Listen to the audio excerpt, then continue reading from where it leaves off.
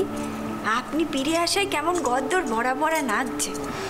সত্যি কথা কইতে দাউদজির বাসায় আমার কেমন জানি মন টিকছিল না। শোনো বউ, তুমি কিন্তু বড় বেশি ছোটাছুটি করছো বাচ্চা। এই অবস্থায় এত এ বাড়ি ও বাড়ি যাওয়া উচিত নয় কিন্তু। মাসিমণি, আমি আর কখনো এমন দ্বারা করবো না। আসলে মাসিমণি, আমার ঘরে কেমন থাকতে ভালো লাগছিল না। আচ্ছা পেশন্য, এখন তুই ঘরে চল দেখিনি। এমন অবস্থায় সন্ধ্যের পর উঠোনে থাকা কিন্তু ঠিক নয়। প্রথম সন্তান বলে কথা, তাই তো মা? বাবা, তোমার জ্ঞান গমি তো দেখছি 16 আনার জায়গায় 18 আনা আছে। তবু যদি আমার ময়নের একখানা ব্যথা থাকতো, তাকে বুকে জড়িয়ে আমি একটু কাঁদতে তো পারতাম। আমার ময়নটা আমাকে ছেড়ে চলে গেল, আর পরের জন সেই যে বাপের ঘরে গেল আর ফিরলই নে। সবই আমার পোড়া কপাল।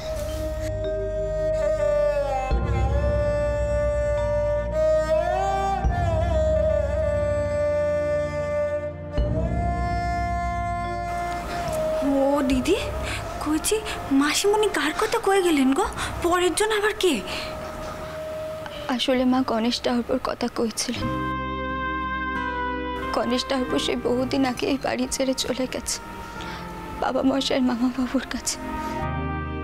তারপর তো বাবা মশাই এই বাড়ি ত্যাগ করলেন।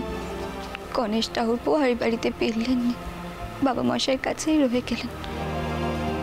এখন তিনি কেমন আছেন, কোথায় আছেন, কিচ্ছু জানি না। আসলে কোনো তো যোগাযোগই নেই। ও তাই কো। আচ্ছা দিদি, এই সংসারে তো তিনাদের নাম কেউ করেনি। পেশন্য, আসলে দিদমাই গণেশ ঠাকুর বিষয়ে কোনো কথা কইতে দেননি। অনেক ছোট বয়সেই বাড়ি ছেড়ে চলে গেছে কিনে। আমি শুনেছি গণেশ ঠাকুর যখন চলে গেছিলেন, মা নাকি অনেক কান্নাকাটি করেছিলেন। আমি নিজেও গণেশ ঠাকুরকে একটিবারও দেখিনি। আমি তো তখন ছিলাম না। আমি মাসিমণির কাছে সব কিছু শুনেছি। সত্যি কেমন কান্দি গো। এখন যদি একটিবার তিনি মাসিমণির কাছে ফিরে আসতেন, মাসিমণি অন্তত।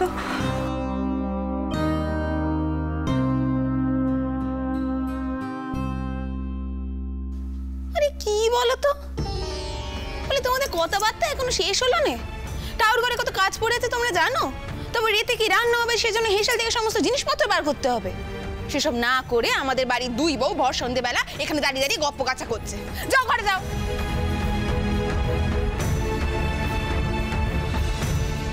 আগে একখানা জরুরি কথা ছিল। কি কথা? দিদমা নবদ্বীপ থেকে পত্র পাঠিয়েছেন। সেখানে নাকি একখানা বিশেষ ঘটনা ঘটেছে, আর তিনি লিখেছেন যে আমরা যেন যত তাড়াতাড়ি পারি সেখানে গিয়ে পৌঁছই। কি কইছো বাবা? নবদ্বীপে বিশেষ ঘটনা ঘটেছে? আমার তো শুনে কেমন ভয় করছে। কি হবে এখন? দেখুন, আপনি অযথা ব্যস্ত হবেন না। আসলে এই চিঠিতে বিশেষ কিছু লেখা নেই, তাই একটু চিন্তা হচ্ছিল আমার। এখন কি করব বলুন তো? আমি কি বলবো? এই মাকে নিয়ে আমি আর পারি না বাবু। এই সদর বনে গিয়েও সব কান্ডি কারখানা করে এলো, এখন নবদ্বীপে গিয়ে সব বিশেষ ঘটনা ঘটিয়ে এসেছে। বাবা, আমাদের তো তাহলে এখন রওনা হতে হবে। আগে হ্যাঁ, মাসিমণি কইছিলাম আমিও কি যাব আপনাদের সঙ্গে?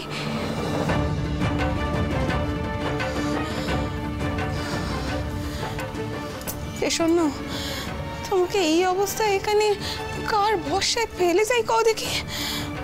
তুমি কাজ করো মা, তুমিও তৈরি হয়ে নাও, তুমিও চলো আমাদের সঙ্গে, কেমন?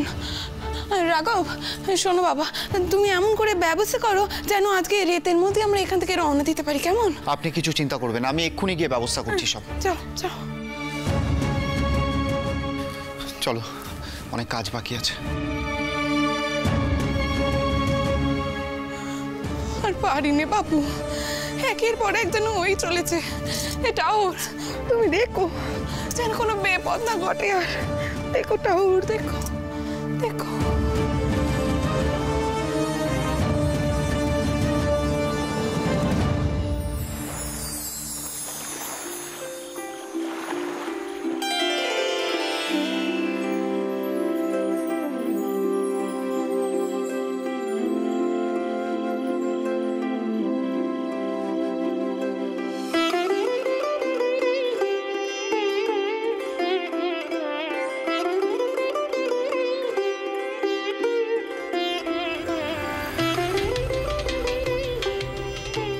হরে কৃষ্ণ, হরে কৃষ্ণ। জয় রানীমা। কি কোথায় আছো? সিদে নিয়ে এসো দেখি। না না রানীমা, আমার সিঁদুর চাইনি। আপনার সাথে যিনি এসেছেন সেই ঠাউরি আখড়ায় গান গেয়েছেন না? হ্যাঁ বাচ্চা, কিন্তু কেন কাউ দেখিনি? রানীমা, আমি গোসাইদের ওখানে বেগার খাটি। আমার স্বামী সিদ্ধি গোসাইয়ের থেকে কিছু টাকা ধার নিয়েছিলেন, শোধ দিতে পারেননি। আমি বেগার কেটে সে টাকা শোধ দিচ্ছি।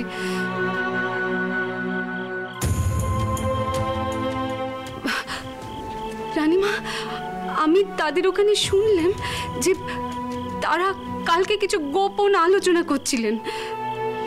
কান পেতে শুনলাম তারা আপনাদের নিয়ে আলোচনা করছেন। মহান্তির কথায় মনে হলো তারা কিছু সর্বনেশ ঘটাতে চলেছেন রানীমা। সর্বনেশ? কি সর্বনেশ বাচ্চা? সে তো কইতে পারবো না, তবে সিদ্ধি গোসাই আর ভুবন গোসাই পারেননি এমন কোনো কাজ নেই রানীমা।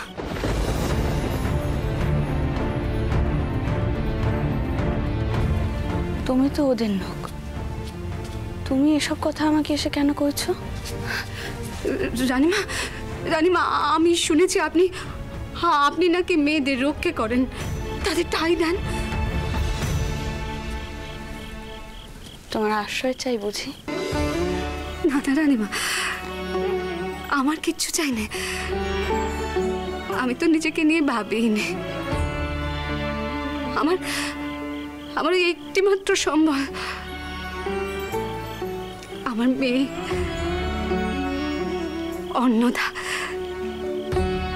ভারী লক্ষ্মীমন্ত মেয়ে। রানীমা, ওই গোসাইরা বিধান দিয়েছেন আমার মেয়েকে নাকি তারা কৃষ্ণের কাছে দান করবেন। কোনটি মালা পরিয়ে আমার মেয়েকে কৃষ্ণের সাথে বিয়ে দেবেন। আমি আমার মেয়ের অমন জীবন চাই না রানীমা।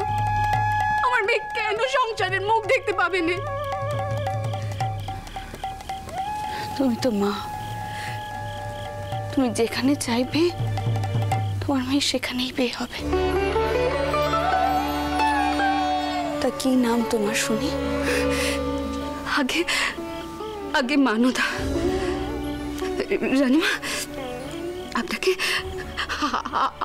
আপনার কাছে একটা ভিক্ষে চাইবো। কি করছো? কি চাওয়ার আছে? রানীমা, যদি প্রয়োজন হয় তাহলে আমার মেয়েকে একটু ঠাঁই দেবেন।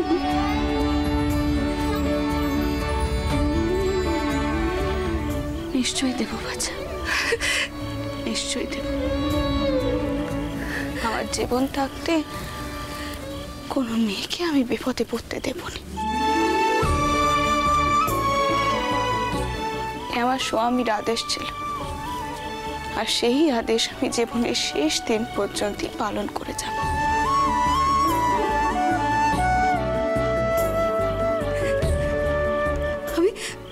আমি বড় নিশ্চিন্ত হলাম গো রানীমা। আপনারা একটু সাবধানে থাকবেন। আমি যেমন খবর পাবো দিয়ে যাব। হরি হরি জয় জনার্দন, জয় জনার্দন, জয় জনার্দন। এসব কি হচ্ছে কি নবদ্বীপ ধামে? এবার তো দেখছি গোসাইদের দলের সাথে আমাকে নিজেকেই সরাসরি কথা কইতে হবে।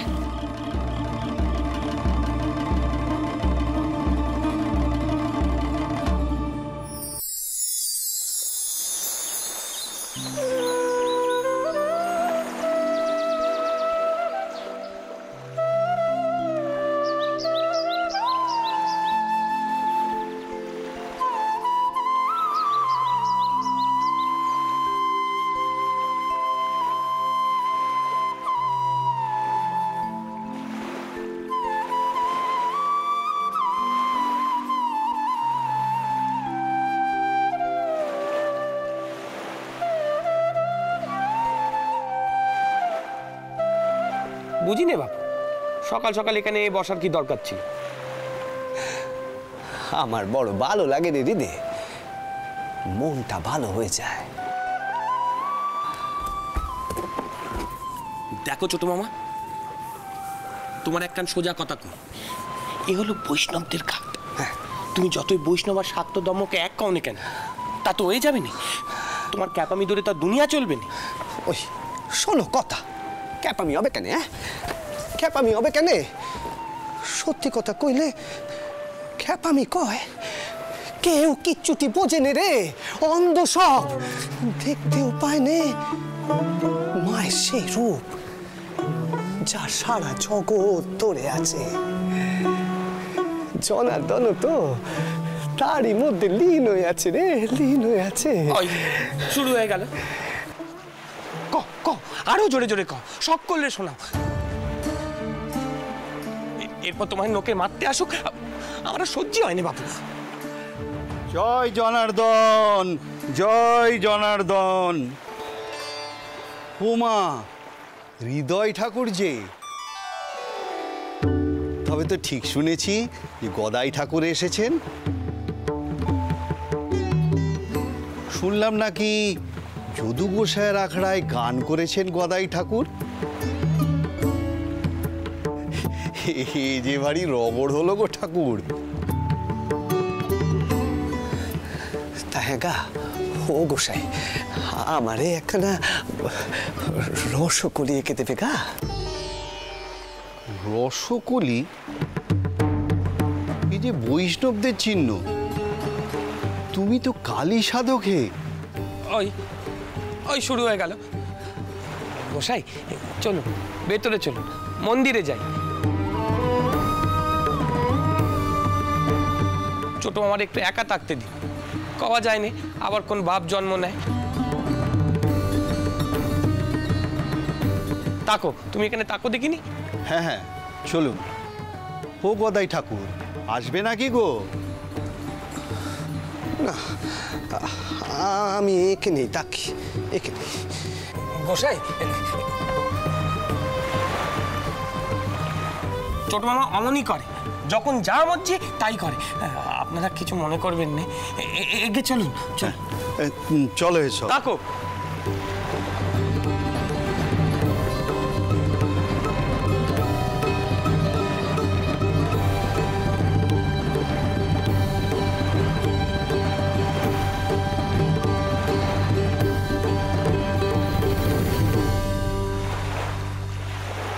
জয় জনার্দনের জয়, জয় জনার্দনের জয়, জয় জনার্দনের জয়।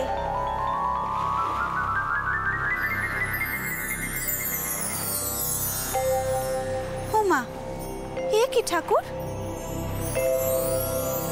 তুমি এমন আনমনে বসে আছো কেন গো?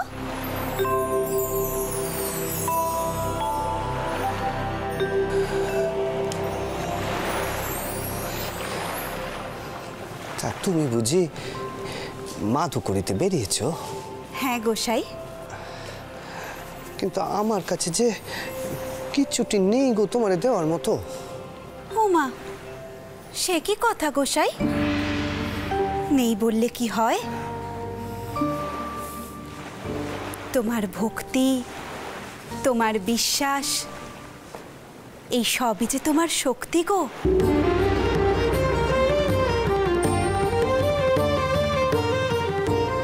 তাই না হয় দাও।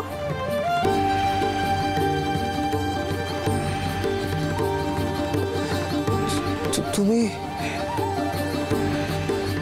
তুমি বুঝি আমারে চেনো? চিনবো না তা কি হয়? আচ্ছা গোসাই, তোমার মুখখানা এমন শুকনো দেখাচ্ছে কেন গো? তোমারে কি আর কই কও দেখিনি বষ্টমী, এখানে সকলে এমন করে যে মনের স্বাদ মেটে নে। আমি আমি কইলুম আমারে একলা রসকলি এঁকে দিতে। আমারে কয় যে আমি কালী সাধক, রসকলি কাটবো কেমন করে? ও তাই এই কথা। আচ্ছা বেশ, এসো তোমাকে আমি গোসাই সাজিয়ে দিই। তুমি সাজাবে আমারে? হ্যাঁ গো, বসো দেখি, বসো।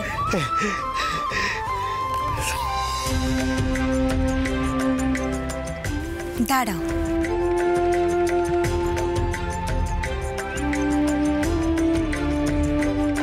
এসো।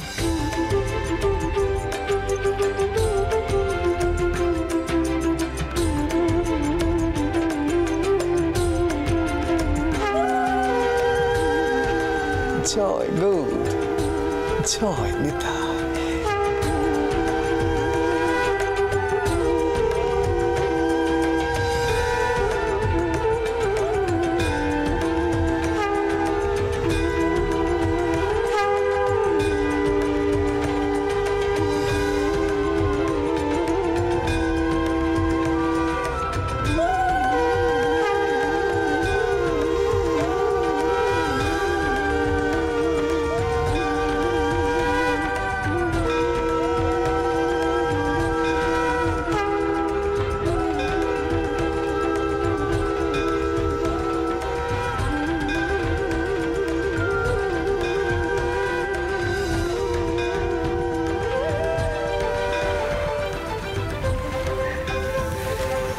দেখি।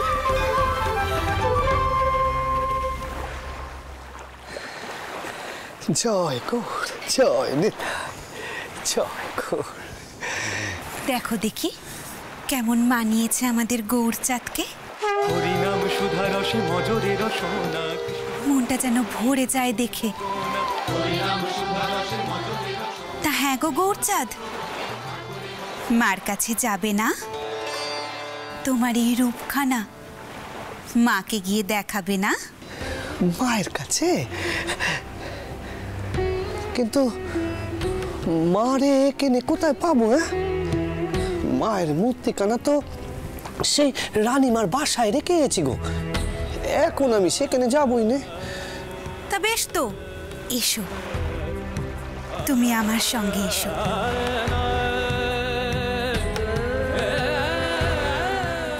এসো। ও বষ্টমী, কোথায় যাবো গা? আচ্ছা কও দেখিনি, আমার সুন্দর দেখাচ্ছে। শুধু সুন্দর,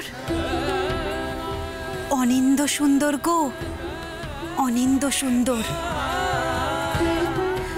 আহা, সাক্ষাৎ গৌরাঙ্গ যেন তার ধামে এসে পড়েছেন। গোসাই, এসো দেখি আমার সাথে, এসো। তোমার এই রূপখানা দেখে সবার চক্ষু সার্থক হোক। এসো, এসো আমার সাথে।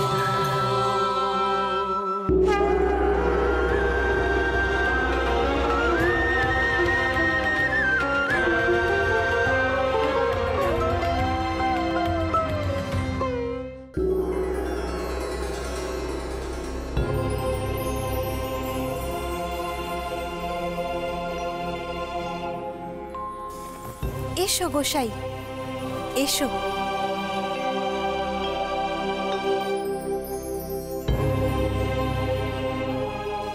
এসো। ও বৈষ্ণবী, এ তুমি আমারে কোথায় নিয়ে যাচ্ছ গা? দেখো, এখানে কিন্তু আমারে সকলে নিষেধ করে দিয়েছে যেখানে সেখানে যাওয়া আসা করতে। কেন গোসাই, কি করেছো তুমি? বারে,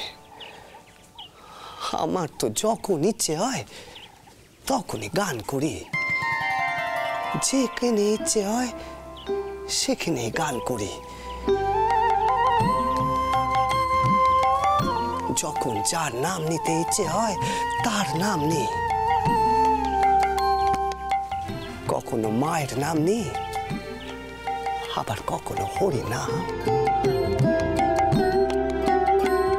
কিন্তু আমি তো এর মধ্যে কোনো বিরোধ দেখতে পাইনি।